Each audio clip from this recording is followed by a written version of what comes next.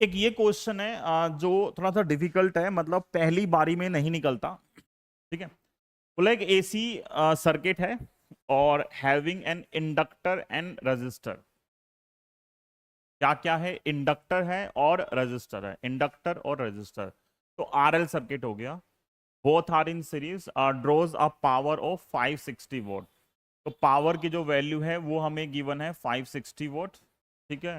From N AC source mark 210, जो voltage है RMS voltage 210 volt, और फ्रीक्वेंसी कितनी है 60 हर्ट्स, इसका हम बाद में यूज करेंगे शायद। और power factor of circuit is 0.8। Power factor क्या होता है? cos फाई की वैल्यू गिवन है 0.8, यूनिटलेस आएगा। ठीक है।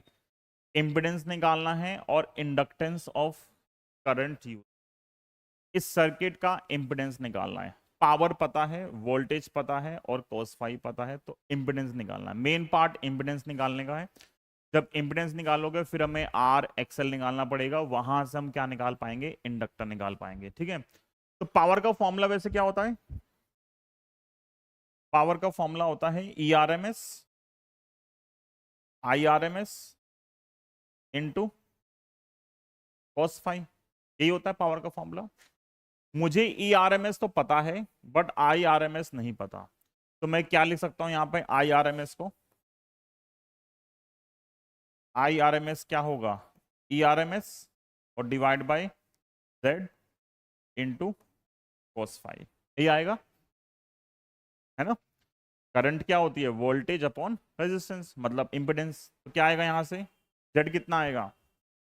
यहाँ से जेड आएगा ई आर एम एस का स्क्वायर, ठीक है, इंटू cos फाई और divide by power, divide by power. ठीक है। तो देखो क्या आएगा। ई आर एम एस कितना है? ई आर एम एस है क्वेश्चन में, कहाँ गया? 210 गुना 210 और cos फाई 0.8 और पावर कितनी है? 560। ठीक है। इस पॉइंट को उड़ाओगे तो नीचे कितना आ जाएगा? 10 आ जाएगा। ठीक है ना? तो हो गया आसान क्वेश्चन। अब क्या होगा? 8 से कटेगा कितने पे? ये 7 पे। 0 70, 2 जीरो से दोनों जीरो कैंसिल, 7 से कैंसिल 3 पे, और 21 3 जा कितना आ गया? 63 ओम। डायरेक्ट आ गया। जेड निकल गया कितना? 63। ठीक है, पहला पार्ट। होता नहीं, ये देखने में लग रहा है कि हो गया पहली बारी में, पर जब खुद से करोगे ऐसे क्वेश्चन जहां थोड़ा बहुत चेंज आएगा, थोड़ा दिमाग लगाना पड़ता है ऐसे क्वेश्चन के अंदर। पहला पार्ट है जेड निकालना था, फिर बोला है इंडक्टेंस निकालो। अब इंडक्टेंस निकालने, क्या हमें क्वेश्चन में आर गिवन है? क्या हमें क्वेश्चन में आर गिवन है? आर गिवन नहीं है। ठीक है। तो मुझे पावर फैक्टर का दोबारा यूज करना पड़ेगा, क्या निकालने के लिए? आर निकालने के लिए। सोचो पावर फैक्टर का फॉर्मूला क्या होता है? एक cos फाई जो होता है वो आर बाय जेड होता है, याद है ना? cos फाई क्या होता है? R by Z. cos phi है 0.8 आर, और z कितना है? z कितना है? 63। ठीक है। z कितना है? 63। तो यहां से r कितना आएगा? यहां से r आएगा 0.8 इंटू 63। ये r आ गया। ठीक है। अब आगे मैं नहीं करा रहा हूं, क्यों? क्योंकि देखो अगर ये आर एल सर्किट है तो आर एल सर्किट के लिए z कितना होता है? z होता है square root of r square plus x l square.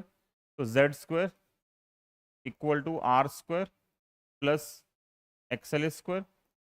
X l square क्या आएगा? Z square minus r square, r square. तो जेड स्क्वायर, जेड कितना है? ये आएगा 63 स्क्वायर। ठीक है। ये आएगा 63 स्क्वायर माइनस 0.8 स्क्वायर और 63 स्क्वायर। ठीक है।